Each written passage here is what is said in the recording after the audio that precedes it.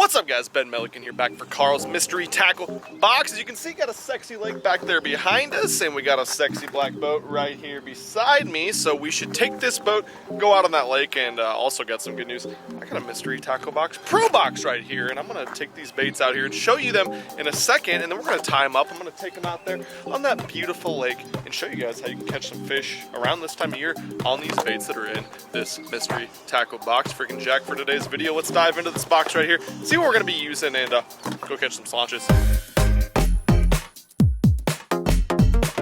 Okay, open this bad boy up, see what we've got to use. Bait number one, we got a Trash Master jig. Oh man, that's like a green pumpkin blue color. This guy's a really good flipping jig. That's going to be a good one to tie on. Ooh, some eliminators. I've used these in the past and they have been awesome. Again, they come in a blue croc color, so maybe we can use those as a jig trailer. Maybe we'll use them by themselves. We can use these a lot of different ways as well. Nice versatile bait there. Some more plastics. Oh, it's spawn time right now, actually. They're really close to being on the spawning beds anyways. And these 𝗙𝗻𝗃 Osmos look like little salamander guys. Those should be absolutely freaking perfect. Got some line. Never got a line in a Mystery Tackle Box before, but 15 pound. I'll definitely spool this up on some spinning rods. And let's see what else. Ooh, I've never seen this guy before. We got a Weston floating. It's like a bluegill topwater frog type bait. It looks really weedless. That guy's gonna be badass around some grass. I'm definitely gonna have to use this guy. I'm pretty jacked about that. And then last but not least, got some hooks, of course. We gotta have some terminal tackle to put these guys and these guys on. Super jacked mustad hooks. Pow. All right, let's take this boat, dump it in that lake, get these baits rigged up, and go catch some dogs. Let's go.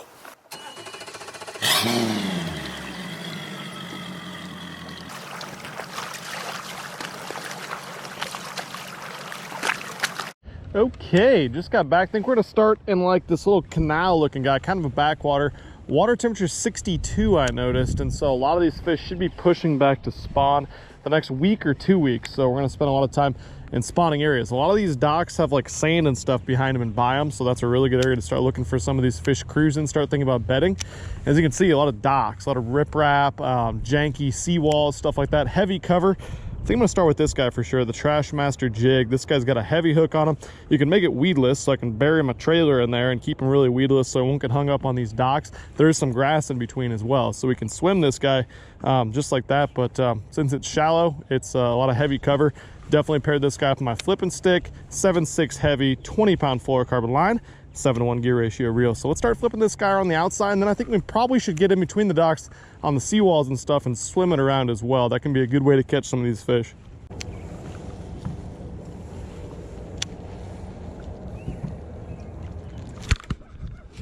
Nice. Ooh, tank.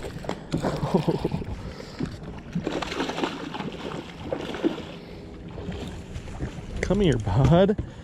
Yes. Check that one out, guys.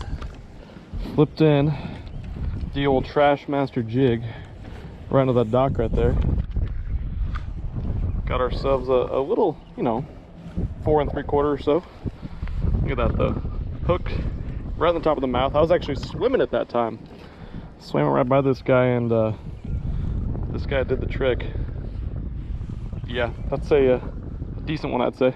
So I matched the Trash Master jig up with a Strike King Rage Menace, and the reason I like that trailer is because it's subtle, but it has kick at the same time. So you can flip it, and it looks a lot by the bluegill that are by these docks.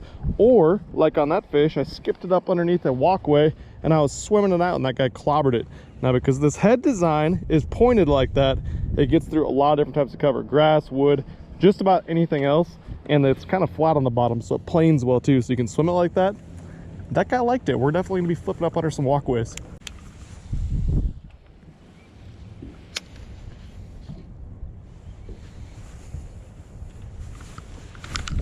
Another one. Oh God. Visited the old nursery for that guy. I think this one hatched like 30 minutes ago.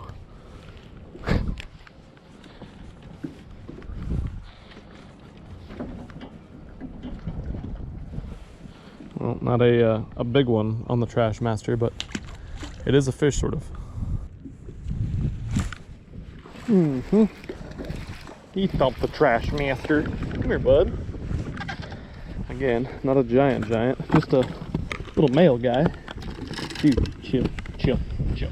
Dude, chill, dude, relax, chill. What a psycho. Cool little dude. Not a big one, but trash master. Got another one. I think flipping these docks today, we could catch a bunch. Just made a run down to the other end of the lake. This the spot right here, actually, sometimes it looks like the water's pretty high. I know it's rained a lot lately. So there's some water that comes in from a pond up there. So I'm gonna see if there's any fish right where it comes in. It's spring, obviously, and fish really like to group up all times of the year where water's coming in. And to fish that, I'm gonna throw this nasty dude. Look at this thing. It has like a million appendages. I need to start breaking some of them off there. I don't even know what to break apart, honestly. I'm just gonna start pulling stuff apart. This is that crawdad salamander lunker city bait. Thing's got some flap to it, that's for freaking sure. But I'm fishing on an unpegged Texas rig. I like it unpegged because I'm just gonna kind of drag it around the bottom. When a fish picks it up, he's not gonna feel the weight at all of that guy. And then just fish it on my regular Texas rig rod, 7.2 heavy rod. Again, heavier line, 17. I don't know if this is 17 or 20, but either one would work. Fluorocarbon and fast reel. I'm just gonna drag this guy around. Yeah, there's definitely some water coming in. There should be a couple fish that'll bite here. See if one will pick it up in this muddy mess. Hopefully it's not too muddy coming in. That's usually not a good thing.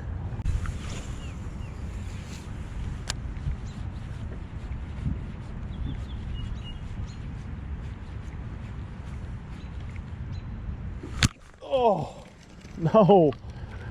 I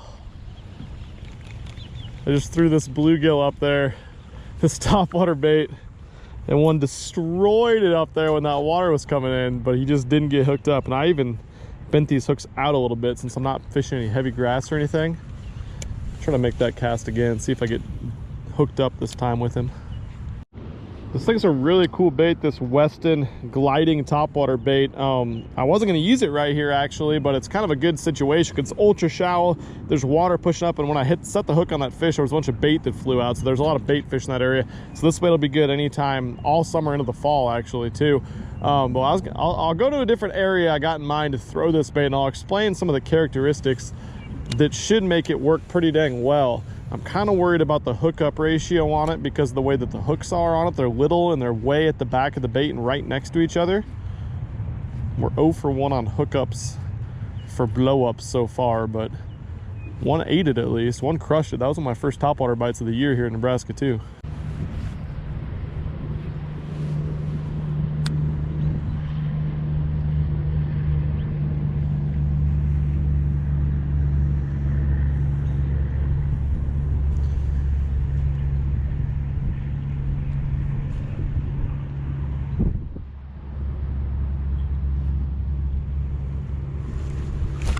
There we go. Got one to eat the old craw thing, creature guy. I don't even know what this thing is, but I like it. It's big, it's burly, it's nasty, and it has some stank to it too, which is always a good thing. Tiny one, but hey, I'll take him on the old dirty guy.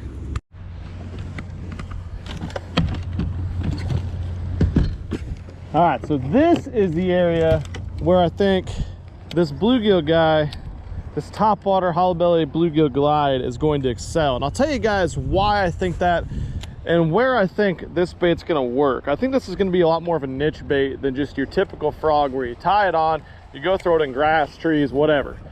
Where this guy is gonna shine is when, look at that, bird's trying to eat it. He thinks it's so damn real.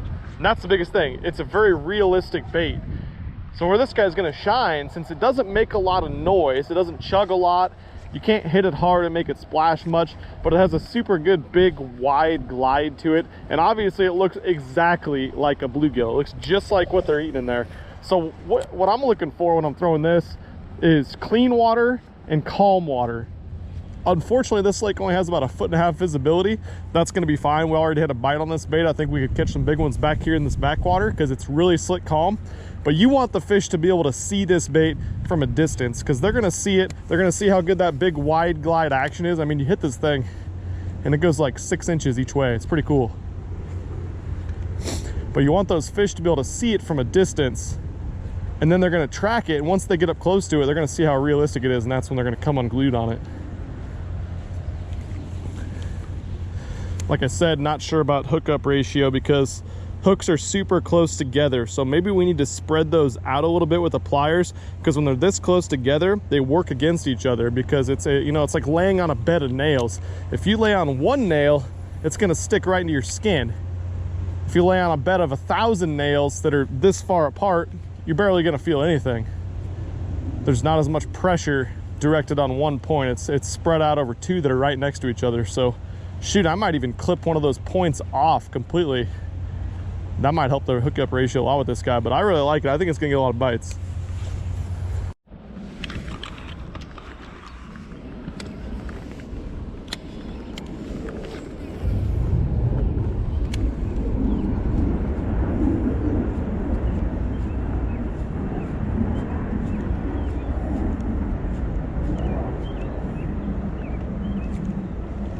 Oh, eat it.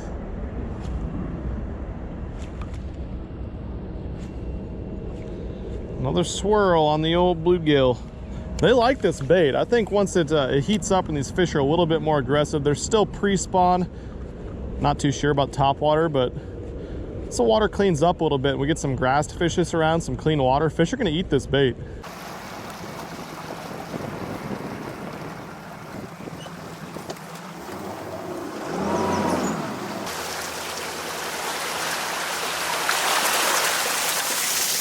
All right, fun couple hours on the water today. Caught some fish, caught a couple good fish, had some good bites. Definitely the bait of choice today was this Trash Master jig right here. Look at that thing. It's got teeth marks all over its head, chipped off and everything. It's a bad little bait right there, and that's really the crazy thing is it's billed as a flipping jig, but I caught the majority and had the majority of my bites on that bait swimming it. The really cool thing about that head design is it comes through rock, grass, docks, laydowns, a little bit of everything very, very well. And don't be afraid to put a little kicker crawl on the back of that guy and swim them around, because during the spawn, pre-spawn, post-spawn phases, that's a great, great way to get bit. So if you get that in your box, swim it around, don't just flip it around. You'll get bites on, I think you can get bites flipping it just about every way you want. But yeah, don't forget to go down and subscribe to Carl's Mystery Tackle Box, and catch you guys very soon. Out of here. Peace.